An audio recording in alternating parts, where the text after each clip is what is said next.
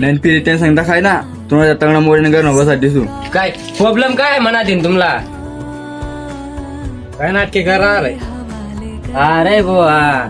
पुन्हा आता एक साहेब बस तुनीच कमी होती बोल आता काय बोलशी तू आज बघा चर्चा राहा तू कदाचित नाही दीडशेनापणा करा ना अरे भू तो होता नाही ना किसन दोस्त तोशी काढावी नाही याला शहाणपणा करा ना